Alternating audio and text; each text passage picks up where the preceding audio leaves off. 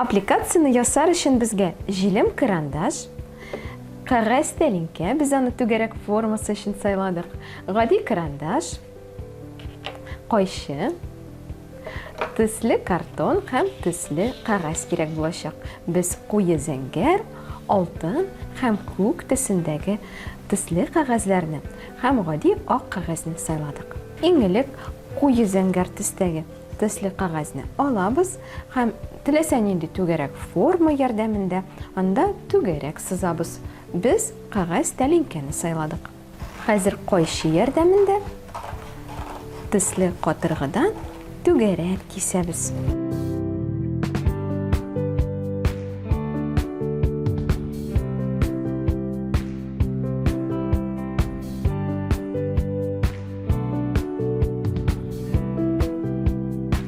Дуслар, космостагы җир катламын ясыйбыз. Моның өчен үзебезнең инде киселгән зәңгәр түгәрәгебезне алтын су төсле кәгазь өстенә куябыз һәм әйләндереп алабыз. Әйләнәнең бер өлешен кайчы ярдәмендә кисәбез. Безгә тулы бер әйләнә түгел, бары тик аның аскы өлеше генә кирәк. Зәңгәр түгәрәк өстенә алтын төстәге кисәкне ябыштырабыз. Моның өчен җилем карандаш кулланабыз.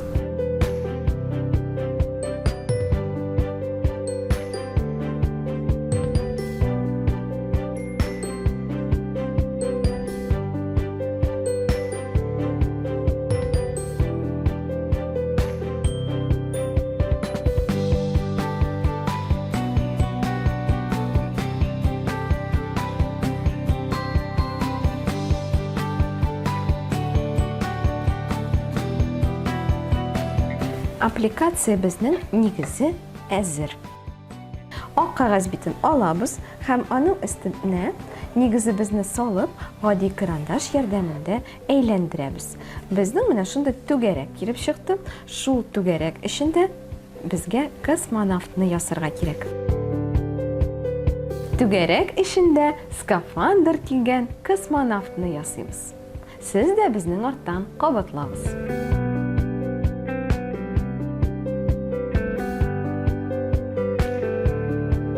Кайчы ярдәмендә космонавтны кәгазьдән кисеп алабыз.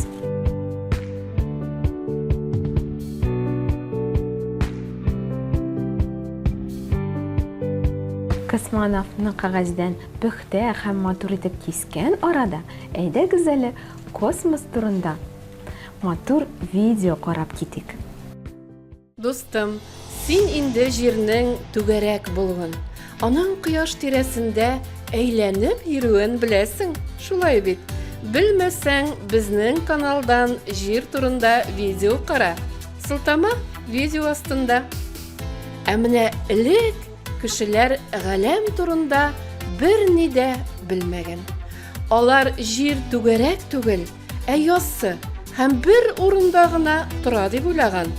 Күп еллар үткәч кенә поляк астрономы Николай Коперник җирнең һәм башка планеталарның кояш тирәли әйләнеп йөрүен әйткән. Инглиз галиме Исаак Ньютон исә һәр планетаның үз юлы буенча хәрәкәт итүен аңлаткан. Менә шулай итеп кешеләр әкренләп космосны өйрәнә башлаган. Урта гасырларда галимнәр тарафыннан телескоп уйлап табылган. Аның ярдәмендә йолдызларны күзәтеп булган. Хәзер инде кешеләрдә галәмгә сәяхәт итү теләге уянган. Шулай да космоска кешене җибәрү алдыннан галимнәр иң элек галәмгә хайваннарны очыртып карарга булганнар. Син беләсеңме?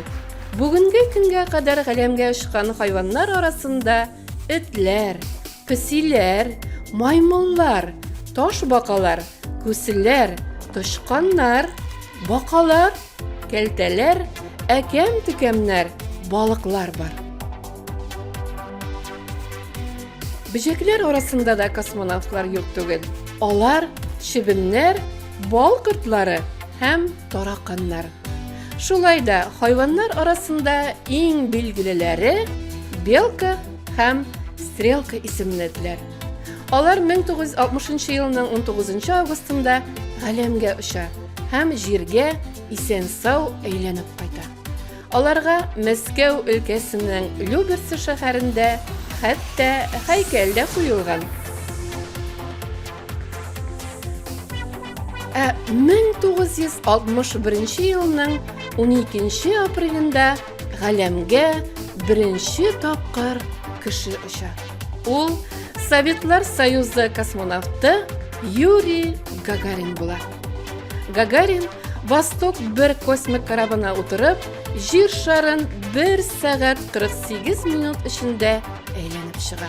Җиргә төшкәч, ул мондый сүзләр әйтә. Җирне космик карапта әйләнеп чыккач, мин планетабызның никадәр матур икәнлеген күрдем. Без кешеләр бу матурлыкны җимерергә түгел, тагын да арттырырга тиеш.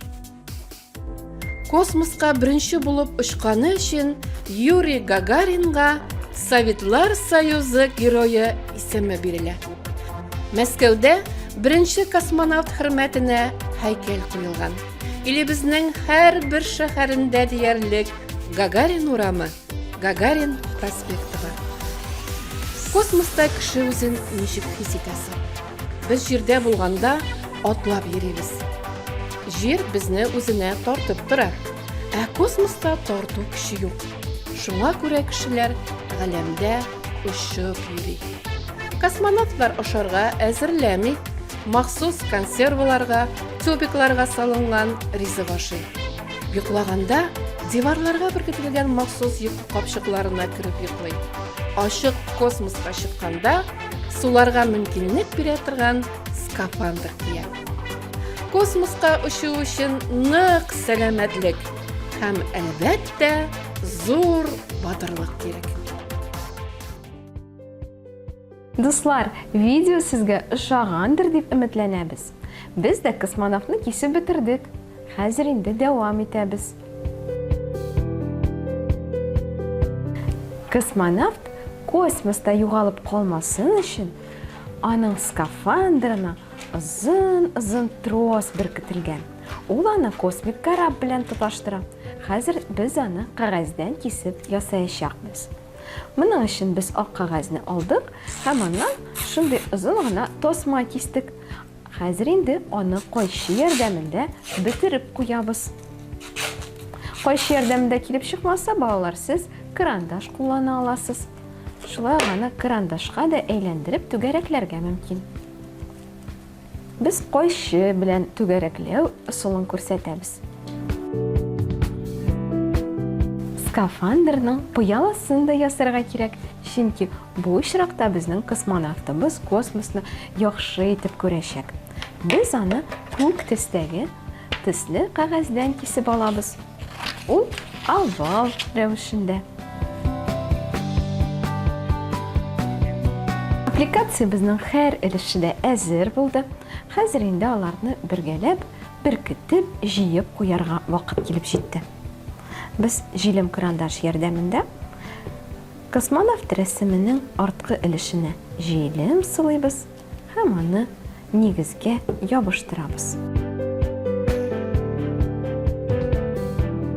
Скафандрның эске өлешенә махсус пыяла ябыштырабыз.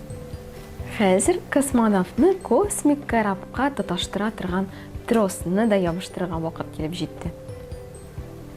Аның бер өлешен космонавтның скафандрына, икенчесе нигезнең артына ябыштырабыз. Дуслар, менә шундый космик матур кул эше ясадык. Сез аны космонавтика көненә рәхәтләнеп, үзегез дә ясап карый аласыз.